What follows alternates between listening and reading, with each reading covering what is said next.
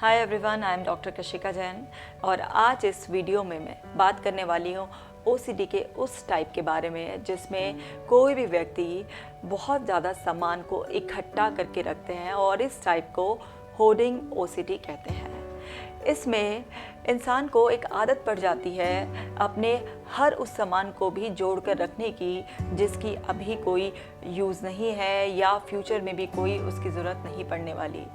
पर ऐसे इंसान इतना ज़्यादा इमोशनली अटैच्ड हो जाते हैं अपने उन सामानों से कि वो उसे कभी भी फेंकना नहीं चाहते हैं। जैसे कि ये किसी कपड़ों के बारे में भी हो सकता है कि आपके जो पुराने कपड़े हैं अब वो रिटायर हो गए हैं, आप उन्हें पहनते भी नहीं हैं, लेकिन फिर भी आप उन्हें फेंकना या किसी और को देना नहीं चाहते हैं।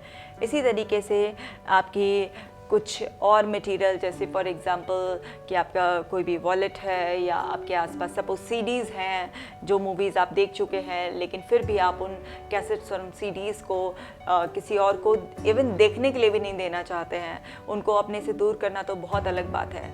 या जैसे कि अगर आपको गार्डनिंग का शौक़ है और अगर आपका कोई गमला थोड़ा सा टूट भी गया है और कोई आपको बोल रहा है कि आप उस गमले को रिप्लेस कर दीजिए, लेकिन आपको उस पुराने टूटे हुए गमले से इतना ज़्यादा प्यार और इतना अटैचमेंट है, इतना इमोशनली आप अटैच हो गए हैं उससे कि आप उस टूटे हुए गमले तक को रिप्लेस नहीं करना चाहते हैं। ऐसे लोगों को हमेशा एक एंग्जाइटी बनी रहती है कि फ्यूचर बहुत अनसर्टेन है, पता नहीं क्या होगा, कौन से सामान की किस वक्त ज़रूरत पड़ जाए। अभी ये सामान यूज़लेस लग रहा है लेकिन पता नहीं कि कब इसकी ज़रूरत हो जाए। जैसे मैं आपको अपने एक क्लाइंट का एग्जांपल देती हूँ। ये एक लेडी थी तकरीबन 45 ईयर्स की। तो इनको क्या था, ये होर्डिंग वाली ओसीडी थी। तो ये अपने कपड़े जिसमें कि स्पेशली लहंगे और साड़ियाँ इतना ज़्यादा इकट्ठा कर लेती थी। अपने बता रही थी खुद की शादी का 20 साल पहले का लहंगा भी जो बिल्कुल आउट ऑफ फैशन हो गया था, या उस टाइम के जो भी कपड़े थे आउट ऑफ फैशन हो गए थे, लेकिन फिर भी इनके दिमाग में ये रहता था कि अगर मैंने एक कपड़ा किसी को दे दिया और कल को इसका फैशन लौट कर आ गया तो फिर मेरे पास ये कपड़ा नहीं होगा, मुझे दोबारा पैसे खर्च करने होंगे। सो लोगों ने कितना भी समझाया, इनके फैमिली मेम्बर्स ने, कि तुम्हारे पास इतने सारे कपड़े होते जा रहे हैं, अब किसी को दे दो, किसी के काम आ जाएगा, बट ये उसे देने के लिए तैयार ही नहीं थी। और अगर किसी ऐसे इंसान का कोई भी सामान उसकी मर्ज़ी के बिना आप इधर उधर कर दें या ले लें तो ऐसे इंसान के दिमाग में इतनी एंग्जाइटी प्रोड्यूस होती है कि वो इस बात पर झगड़ा करने लगते हैं। और कुछ लोग तो सेल्फ हार्म पर भी उतर आते हैं। वो ये सोचते हैं कि अगर मेरे साथ ऐसा व्यवहार किया जा रहा है तो ये मेरे साथ अच्छा नहीं किया जा रहा है और मुझे अब ज़िंदा नहीं रहना, क्योंकि उनके इमोशंस इस लेवल तक हर्ट हो जाते हैं। इसी तरीके से एक बहुत ही यंग लड़का मेरे पास आता था। उसका एक दिन उसके भाई से झगड़ा हो गया और उसके भाई को ये समझ में नहीं आया कि आखिर उसने क्या गलती की। मैटर सिर्फ इतना था कि उसके घर में कुछ गमले जो है उससे खेलते खेलते बॉल लग गई और वो गमला टूट गया। और उसी बात पर इतना बड़ा इशू बन गया कि ये जो मेरे गमले हैं, मुझे इनसे इतना ज़्यादा प्यार था, इन्हें तोड़ा गया है और अब तोड़ा गया है तो इसलिए जो है ना मेरे को हर्ट करने के लिए, इन्हें रिप्लेस करने के लिए कहा जा रहा है। तो इतनी छोटी सी बात पर भी इतना बड़ा घर में इशू फैल गया, सारा अनकंफर्टेबल माहौल हो गया। ऐसे लोगों के रूम में आप देख सकते हैं किसी भी चीज़ के बहुत ज़्यादा कलेक्शन।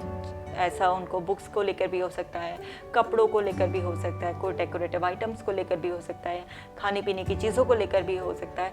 बेसिकली इसमें इंसान को पोजेशन का ऑब्सेशन होता है। उनके दिमाग में बार बार थॉट आती है कि इस चीज़ की स्केर्सिटी होने वाली है, ये चीज़ अवेलेबल नहीं होगी, तो वो उस चीज़ को इकट्ठा करते रहते हैं। चलिए किसी नई चीज़ के बारे में हो या किसी वैल्यूएबल चीज़ के बारे में हो, वहाँ तक फिर भी समझ में आता है। बट जिन लोगों को इस तरह की ओसीडी हो जाती है, वो यूज़लेस चीज़ें, इवन खाली बोतलें भी, कि जो सपोज़ कीजिए जैसे एक और मेरे क्लाइंट थे। सो उनको क्या था कि वो कोक पीते थे और कोक के जो खाली टिन होते थे उसको भी अपने रूम में आराम से 15, 20, 25, 30 कैन्स वो वहीं पर पड़ी रहती थी। और अगर उनके रूम में से कोई उस कैन को हटा दे तो वो उस बात पर झगड़ा करने लगते थे। मतलब यूज़लेस चीज़ें जो बिल्कुल कबाड़, अगर हम सिंपल भाषा में कहें, उस तक को भी फेंकना नहीं चाहते हैं। तो इस तरह की ओसीडी भी बाकी ओसीडी की तरह, चाहे वो क्लीनिंग की हो या फिर वो ओसीडी चेकिंग वाली हो या फिर वो ओसीडी कोई सिमेट्री वाली हो, ये सब तरीके की ओसीडी में एक बात बिल्कुल कॉमन होती है।